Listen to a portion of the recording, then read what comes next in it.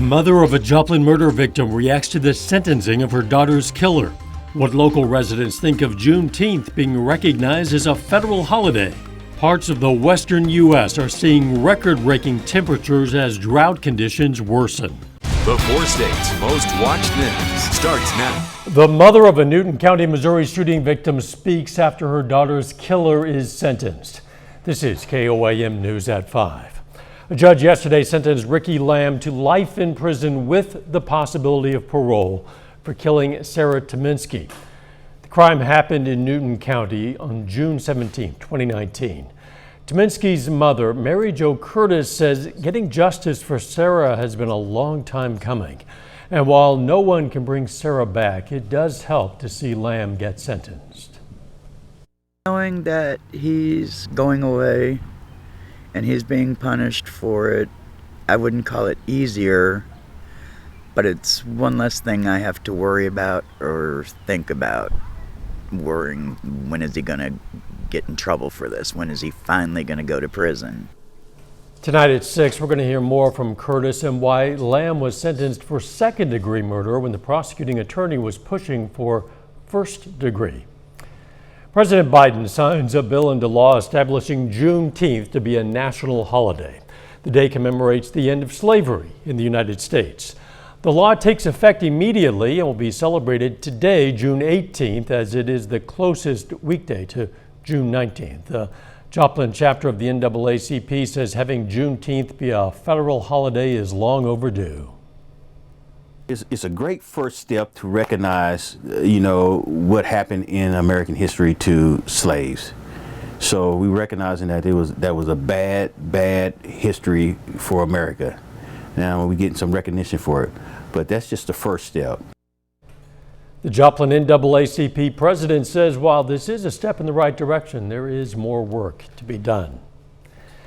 Doug Hetty joins us now with a look at the continuing hot weather. Yeah, heat, humidity outside once again for us today. Temperatures right back up into low to mid 90s. We've had pretty much clear skies all day long, so there's not a whole bunch going on here. There have been a few isolated little thunderstorms rotating around us.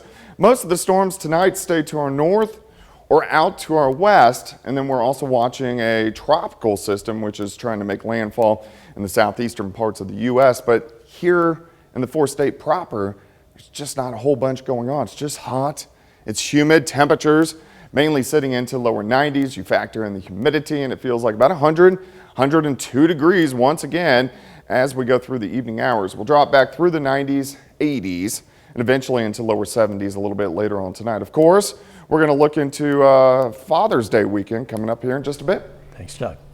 A relentless heat wave is pummeling much of the western half of the nation amid a historic drought. Scorching temperatures have broken records, hundreds of record highs. More than 75 million people from Iowa to California have been under excessive heat warnings this week. Jonathan Vigliotti reports from Healdsburg, California. That over there used to be an island. For Brianna Ramirez, it's hard to believe this is the same lake her family used to take their boat out on. We need water to survive, and it's scary. It really is. Severe lack of winter snow and rain and this week's punishing heat wave have transformed Lake Mendocino into a desert, causing Ramirez to rethink how she uses the water she does have. We're telling our kids, hey, you can only take this amount long of a shower, cutting back, loads of laundry. Across 12 states, tens of millions of Americans have endured sweltering temperatures of 100 or above. This western state heat dome is a dramatic reminder that Mother Nature bats last and she bats 1,000. But with the first day of summer still days away, another big concern for Brianna Ramirez is fire season. Last year, flames destroyed more than 4 million acres across California, setting a new record.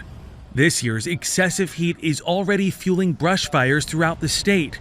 Lake Mendocino was once a reliable source with water to dump on flames. It seems like this really highlights what is going to be a volatile wildfire season for you. During the past seasons, I've sat here with my kids and watched the planes pick up water out of the lake, and there's nothing. It makes me wonder, is this what we have to look forward to? Is it going to recover from this? And temperatures across parts of the West are expected to exceed 110 degrees. One doctor warning surfaces could get so hot that touching them for even a second could lead to second to third degree burns. Jonathan Vigliotti, CBS News, Healdsburg, California. Some more safety tips experts give. Stay in an air-conditioned building if you can during the intense heat, and drink lots of water. On this 150th day in office, President Biden says the administration has doled out around 300 million COVID shots. But so far, only 15 states plus D.C. have reached the president's goal of 70% of adults receiving at least one shot, with just 2.5 weeks to go till the target date. The Biden administration also announced plans to invest more than $3 billion to speed up development of an antiviral pill to treat COVID-19 and other viruses.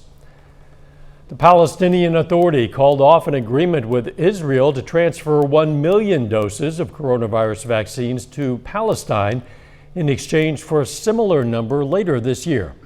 The Palestinians say the doses which Israel began shipping to the occupied West Bank are too close to expiring and do not meet their standards.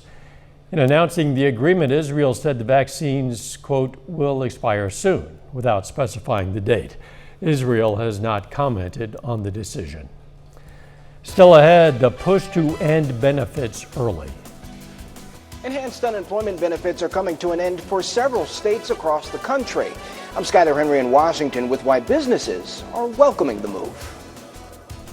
And next in Health Watch, how one man's battle with COVID-19 nearly took him from his family, making his Father's Day extra special.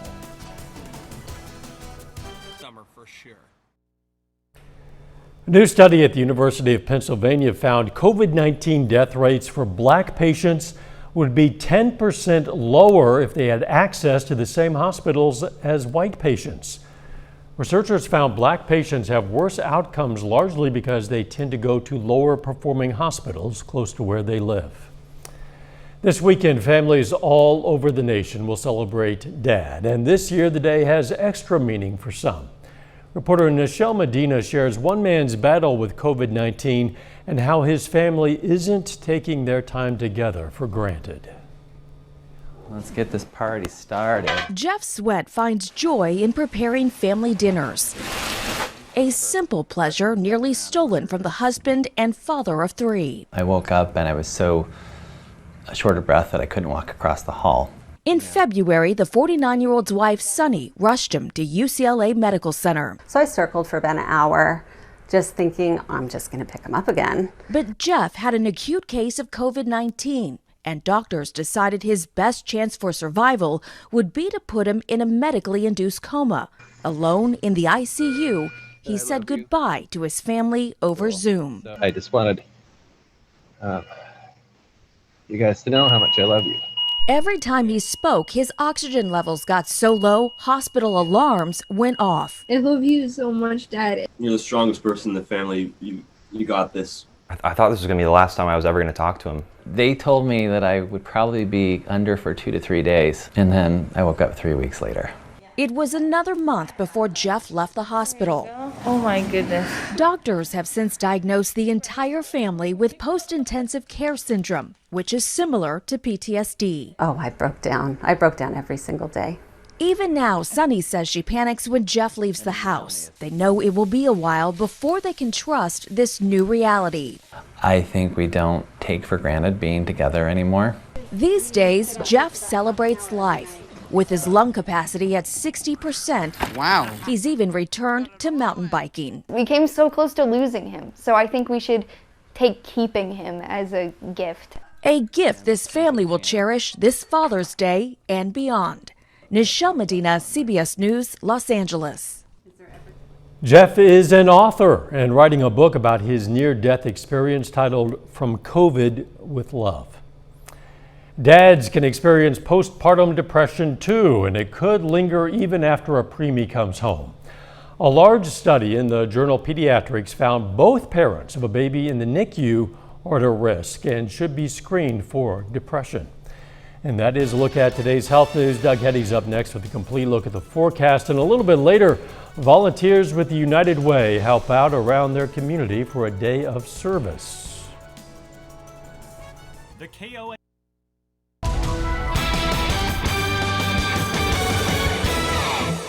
Well, of course, it's turned out to be another very hot day for us across the region, kind of like what we have seen over the past couple weeks. We started June fairly cool, 60s, 70s, and then we warmed into the 80s. But all these red days are days that we've been at or above our average high for this time of the year. So already for June, we're 11 days above our average high. And we've had a pretty good stretch, about 2 weeks, that we've had really warm, hot temperatures, hot all this week. 94 in Nevada, 93 in Anderson, Miami 93. We have Parsons 96, Yates Center at 95. Pittsburgh is sitting at about 94 degrees. Plus our humidity is up there again.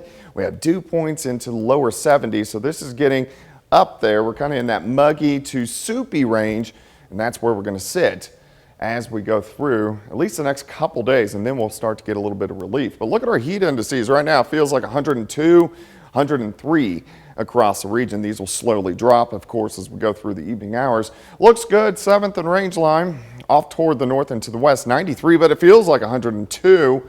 Humidity is at 52%.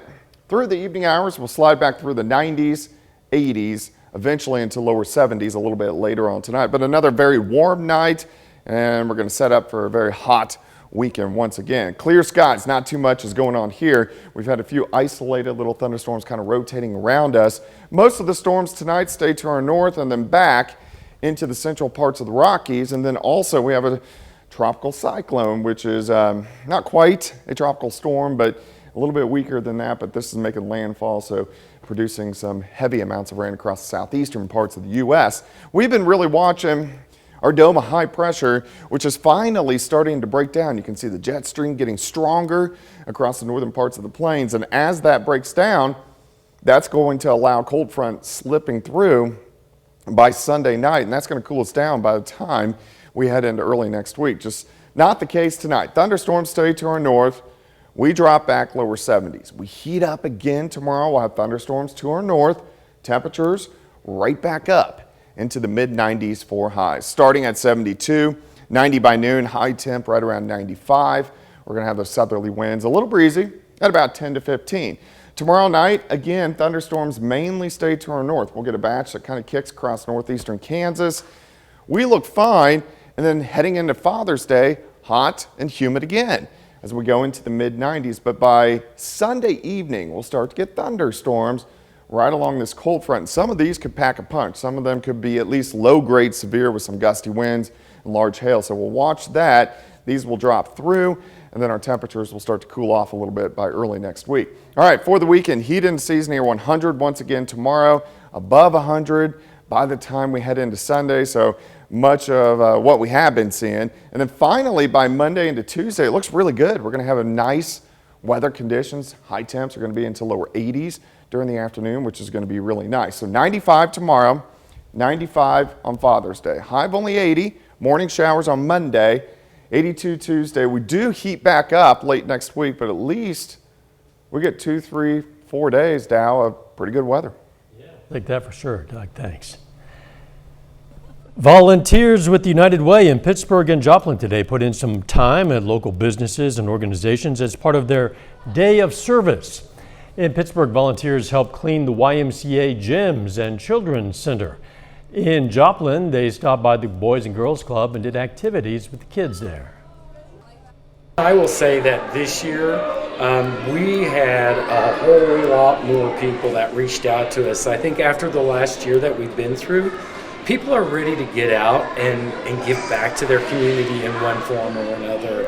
And so we're thrilled with the response that we got from volunteers. In total, around 250 volunteers took part in the day of service in our area. Coming up, more states move to end enhanced unemployment benefits. First, though, we honor a local veteran. Maurice Bowman served in the U.S. Army from 1953 to 55. His hometown, Parsons, Kansas, and we salute Corporal Maurice Bowman, a four-state hero.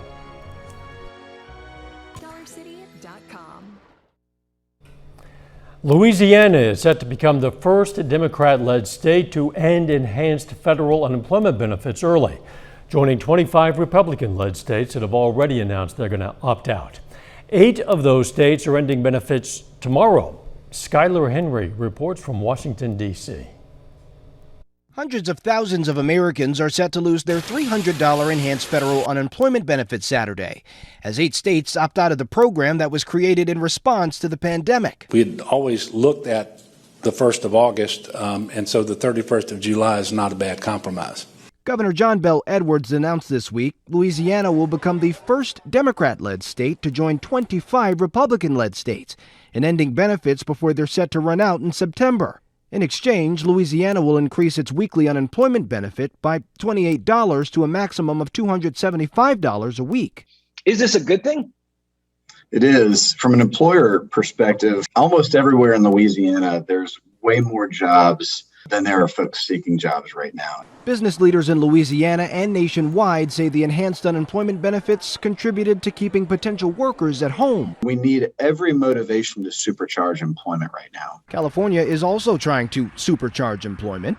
The state said Thursday it'll join other states that have stopped giving benefits to people who are not actively applying for jobs. It comes as the governor lifted most coronavirus restrictions on businesses. When we talk about California roaring back, you can't come roaring back unless small businesses are fully back. California still has one of the highest unemployment rates in the country.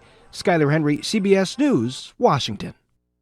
According to the U.S. Labor Department, around 2 million people in California are still receiving unemployment benefits. A wave of American tourists could soon head to Europe. The European Union recommended its nations open the borders up to help tourism industries bounce back following lockdowns. Each country makes its own COVID restrictions. Poet and author Maya Angelou, astronaut Sally Ride, and Cherokee Nation leader Wilma Mankiller are among female trailblazers whose likenesses will appear on the quarter. The new 4-year American Woman Quarters program celebrates women's accomplishments and contributions to the United States development and history, according to the U.S. Mint. Under the program, up to 5 new designs will be issued each year from 2022 to 2025. For big bucks, you could own a piece of 007 history. London's 115-year-old War Office is being turned into a luxury hotel and private residences. A new home in that landmark building where several James Bond films were shot will set you back at least $8 million. Yeah, there's real life historical significance as well. Winston Churchill worked from that property. Final check of the forecast next.